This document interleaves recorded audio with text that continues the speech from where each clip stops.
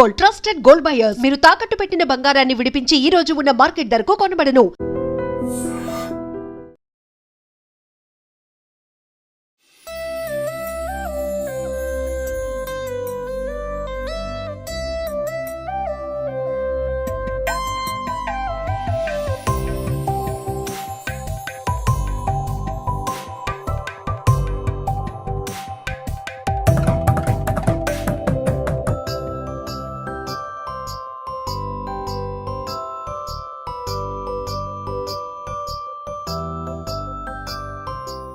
ద్వాపర యుగంలో శ్రీకృష్ణుని అవతారాలను కళ్ళకు కట్టినట్లు చూపిస్తూ స్ట్రీట్ బాయ్స్ ఆధ్వర్యంలో జరుగుతున్న వినాయక ఉత్సవాలలో ఈ వినాయక మండపాన్ని చాలా ప్రత్యేక ఆకర్షణగా మనం చూడొచ్చు.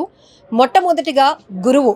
మనం ఏమి నేర్చుకోవాలన్నా ప్రపంచం ఒక విజ్ఞానం వైపు నడుస్తుందంటే అది ప్రధానమైన పాత్ర గురువుదే.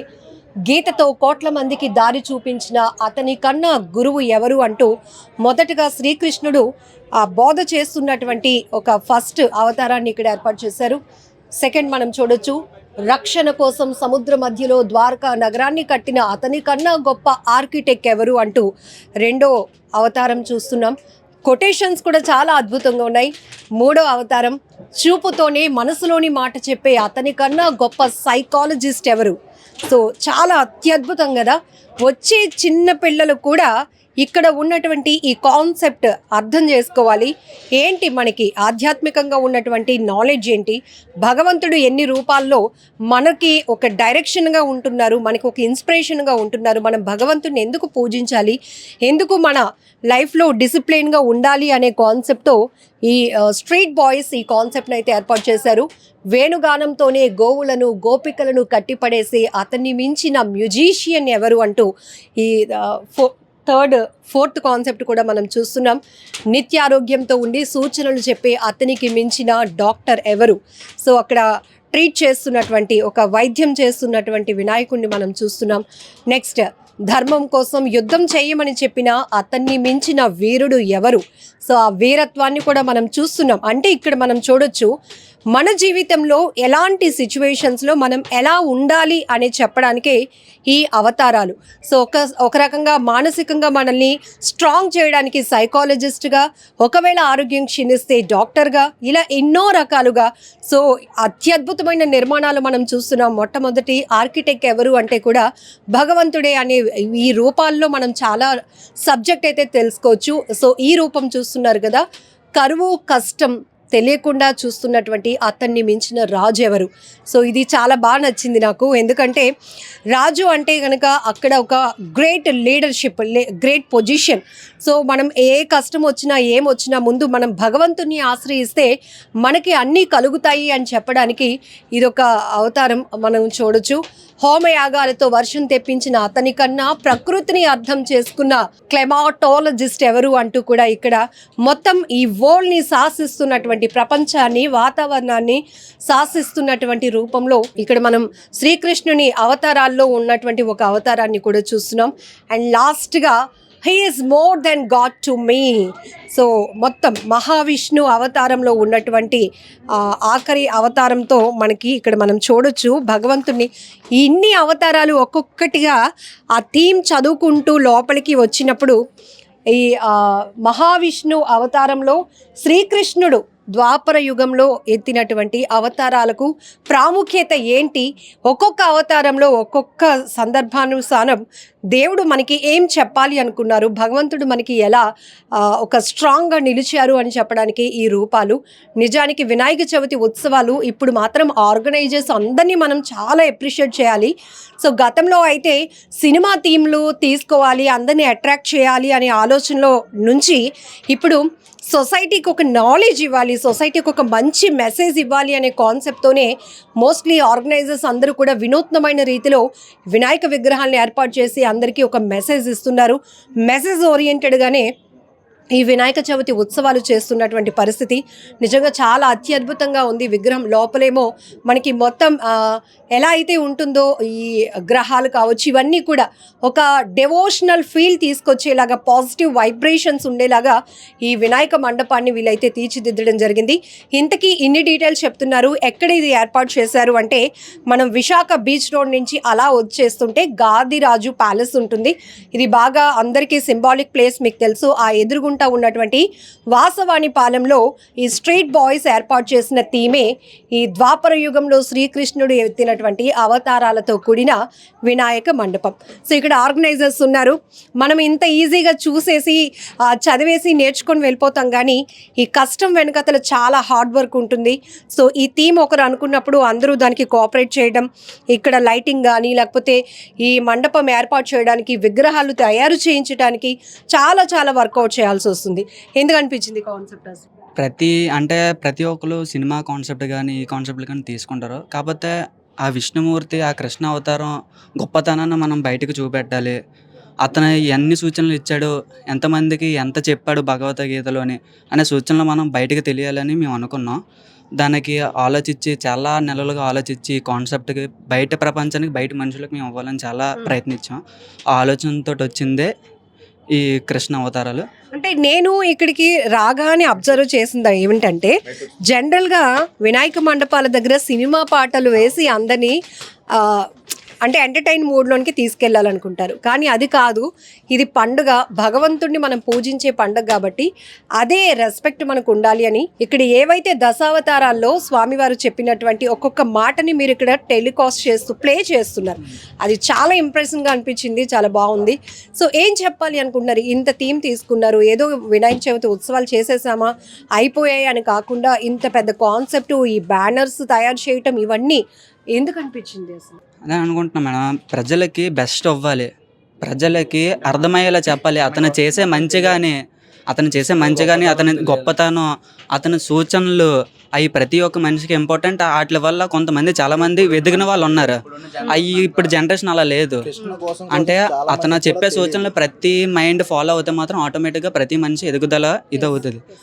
ఎన్ని డేస్ పట్టింది అసలు ఈ కాన్సెప్ట్ రెడీ చేయడానికి? గత 4 రోజుల నుంచి మేము అందరం అసలు ఒక దగ్గర ఒక 20 మెంబర్స్ అసలు రెస్ట్ లేకుండా, రాత్రిపూట నిద్ర లేకుండా కూడా చాలా మంది చేశారు. ఇక్కడ లోపల వరకు కూడా బయట వాళ్ళు, మా ఫ్రెండ్స్ చాలా కష్టపడ్డారు. ప్రతి ఒక్కరు కష్టపడ్డారు. ఇంకా చాలా మంది ఉన్నారు అంటే డ్యూటీస్కి వెళ్ళిపోవడం వల్ల లేరు. వాళ్ళు కూడా కొంచెం వస్తే కొంచెం పడుకొని ఉన్నారు. 25 మెంబర్స్ కూడా చాలా కష్టపడ్డాం 31 డేస్ కూడా. సో ఈ మండపం స్పేస్ కూడా చాలా పెద్దది. మీరు చూస్ చేసుకొని ఇవంతా సెటప్లో ఇంత గొప్ప విషయాన్ని చెప్పాలి అంటే చాలా కష్టపడాల్సిన పరిస్థితి ఉంది. సో వచ్చే వాళ్ళు కూడా ఏం చెప్తున్నారు? మీకు హ్యాపీ అయిందా మీ కష్టానికి? అయితే మార్నింగ్ నుంచి ఆఫ్టర్నూన్గా ఫుల్ ఆఫ్ ప్రౌడ్ మేడం. మేమైతే కంట్లో అంటే ఆకలి కూడా తెలియలేదు ఆ టైంకి. ఆ రోజంతా మేము తినలేదు అసలు. ఆ ప్రౌడ్కి ఎంత ఏడ్చామో, ఎంత బాధపడ్డామో మాకు తెలుసు ఆ బాధ ఇప్పటికీ. ఇప్పుడు కుర్రవాళ్ళందరూ ఎందుకు ఎంత ఇన్వెస్ట్మెంట్ చేస్తున్నారని చాలామంది మేము చేసేటప్పుడు వచ్చి మమ్మల్ని అన్నారు. కానీ వాళ్ళే దగ్గర దీని మొత్తానికి బొమ్మలతో మొత్తం కలిపి ఒక 2 lakhs అయింది. అంటే చాలామంది ఎందుకు రావు, మంచి ప్రోగ్రామ్స్ పెట్టండి అని అంటే, మీరు చూడండి మేము ఏదైతే చేస్తున్నామో అది లాస్ట్లో మీకు తెలుస్తుంది. ఇప్పుడు ఎవరైతే అన్నారో వాళ్ళే మా దగ్గరికి వచ్చి చాలా బాగా చేశారని. అంటే వచ్చిన వాళ్ళందరూ వాళ్ళకి చాలామంది చాలా సాయం చేశారు. మా ఊరు కూడా చాలా ఎప్పుడు లేని విధంగా ఇప్పుడు చాలా సపోర్ట్ చేస్తున్నారు మాకు. ఎన్ని ఇయర్స్ నుంచి చేస్తున్నారు మీరు ఎవ్రీ ఇయర్? ఇది 5వ సంవత్సరం. 5వ సంవత్సరం మేము పెట్టాం. కానీ మేము పెడేటప్పుడు కూడా మేము ఇలా రాదేమో అనుకున్నాం, కానీ దీనికి మించి వచ్చింది. మేము ఇక్కడ తిట్టిన వాళ్ళు కూడా అనేవాళ్ళు కూడా ఇప్పుడు చాలా హ్యాపీగా ఫీల్ అయ్యి వాళ్ళు అంటుంటే మేము చాలా హ్యాపీగా ఫీల్ అయ్యాం. 25 మెంబర్స్ కూడా మేము అసలు ఆ పండగ కూడా చేసామంటే తెల్లవారి నుంచి ఇక్కడ ఉండిపోయామంటే అసలు ఆ తిండి తినకుండా చాలా హ్యాపీగా ఫీల్ అయ్యాం అందరూ. చాలా ఏంట్రా మీ హడావిడి, ఏం చేస్తున్నారా అని అనేవాళ్ళు. ఇప్పుడు ఏం వచ్చింది అని చాలా హ్యాపీగా ఫీల్ అయ్యాం. కానీ హ్యాపీలో కానీ చాలా బెస్ట్ పాత్ర పొందామని నిన్ను అన్నారా? అలాగని అందరినీ ఎటకారంగా చెప్పడం అలాగే చెప్తాను. అయితే ఒకటి చెప్పాలి మేడం, కృష్ణ భగవాన్ని నమ్ముకున్న వాళ్ళకి కష్టాలు చూపెడతాడు. కానీ దాన్ని ఫేస్ చేసుకుని దాన్ని నించుంటే మాత్రం అతను చూపే సక్సెస్ వేరా. అదైతే నేను ఓడైతే మాత్రం ప్రతి ఒక్కరికి చెప్పాలి. అదైతే నేను పక్కా చెప్తున్నాను. అతను నమ్ముకున్న వాళ్ళు కష్టాలు వస్తాయి, కంపల్సరిగా కష్టాలు రాకుండా ఉంటాం. మేమైతే అంత కష్టాలు పడతాం. ఈ ఆర్గనైజర్స్ అంతా ఈ సెట్ వేయటానికి ఎంత కష్టపడ్డారో, వాళ్ళు స్ట్రగుల్ నుంచి ఒక సక్సెస్ కి వెళ్ళాలి అంటే ఖచ్చితంగా భగవంతుడి సంకల్పం ఉండాలి, భగవంతుడి కృప మనతో ఉంటేనే అన్ని సాధ్యం అనేటటువంటి కాన్సెప్ట్ లోనికి వెళ్ళిపోయారు. కాబట్టి ఒకరితో మాట్లాడిస్తుండే మరొకరు చెప్తున్నారు. అమ్మ మీరు చూసారు కదా, అంతా ఏమనిపించింది? వాళ్ళ మాటలు కూడా మీరు విన్నారు కదా. వాళ్ళ కష్టానికి ఫలితం కరెక్ట్ కాదు, వీళ్ళు అనిపిస్తున్నారు హ్యాపీనెస్ వాళ్ళ మొహాల్లో కనిపిస్తుంది. కరెక్టే, మేము చూడడానికని వచ్చాము, కరెక్ట్ గా చూడతాం. బాగా చూపించాడు. అంటే ఈ రోజు పిల్లలు సినిమా థీములు, హీరోలు హీరోయిన్ల కాన్సెప్ట్లు కాకుండా అవును తెలుస్తుంది, వాళ్ళ మాటల్లోనే తెలుస్తుంది. ఇప్పుడు యూత్ ఎలా ఉంటుంది వాళ్ళకి అర్థం అవుతున్నాయి, కొన్ని చిన్న పిల్లలకి కొన్ని తెలియదు కదా. ఆ విషయాలన్నీ వీళ్ళు ఫోటో ద్వారా బాగా చూపించాడు. బాగుంది, మొహాలకి తెలిసిపోతున్నాయి వాళ్ళ ఆనందం. మీ ఆశీర్వాదం కూడా తప్పకుండా ఉంటుంది. నచ్చిందమ్మా మొత్తం అంతా? చాలా బాగుంది. ఏం చెప్తారు పెద్దవాళ్ళగా, మీరు ఏం చెప్తారు? ఇప్పుడు ఈ వయసు పిల్లల నుంచి, ఇంత పిల్లల నుంచి మీ అంత వయసు వాళ్ళ వరకు కూడా మన వీధిలో కానీ పక్క వీధిలో వినాయకుడిని పెట్టారట, వెళ్ళి చూసి వద్దామనే అనుకుంటాం. వెళ్ళిన తర్వాత ఏ సినిమా హీరో బొమ్మ ఏదో పెట్టుకుంటే బాధపడతాం కదా ఖచ్చితంగా, దేవుళ్ళ కాకుండా. సో ఇక్కడ ఇన్ని అవతారాల్లో చూసినప్పుడు ఏమనిపించిందమ్మా? చాలా హ్యాపీగా ఉంది. సో మిగతా పిల్లలకు కూడా ఏం చెప్తారు? ఇంకా పిల్లలందరూ ఇంకా ముందుకు రావాలి, ఇంకా ఎదగాలి, దీంట్లో నేర్చుకోవాలి. ఇప్పుడు జనరేషన్ తప్పకుండా వీళ్ళు చూసి నేర్చుకొని చెయ్యాలి. ఇంకా అలా చేస్తున్నారు, వీళ్ళ అది కనబడలేదు. చాలా ఆనందంగా ఉంది. గ్రేట్. ఇంకేం కావాలి? వస్తుందా మీకు రిజల్ట్? చాలా హ్యాపీ ఫీల్ అవుతున్నాం. అయితే మేమైతే చాలా ఆనందంగా ఉన్నాం. ఎంత ఏడుపు వచ్చిందంటే గ్రూప్ లోనే మేము ఒకరికొకరు అంత ఆనందపడ్డాం. చాలా కష్టం పడ్డాం మేడం, చాలా కష్టాలు పెట్టాడు కూడా దేవుడు. చిత్రాంక నేను ఇందాక అదే చెప్తాను, కృష్ణుని నమ్ముకున్నాడు మాత్రం చాలా కష్టాలు పెడతాడు, కానీ దాన్ని ఫేస్ చేసి నించుంటే మాత్రం అతను చూపించే సక్సెస్ మాత్రం అంత లేనిది నిజంగా. అది నేను అది బయట మెసేజ్ అవ్వాలనుకుంటున్నాను. అదే బయట అందరికీ నేను చెప్తున్నాను.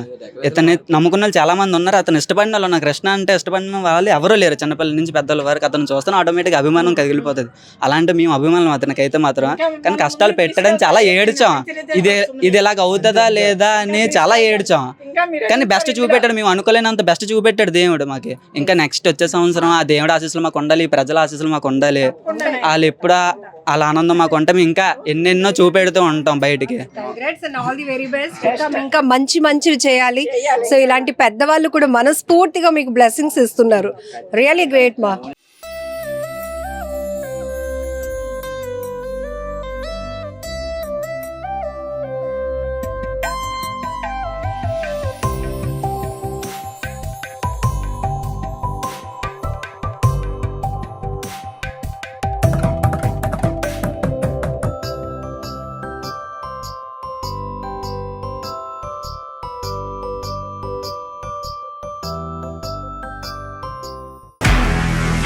నిజంగా ప్రస్తుతం ఉన్నటువంటి సమాజం దేనికి ప్రయారిటీ ఇస్తుంది?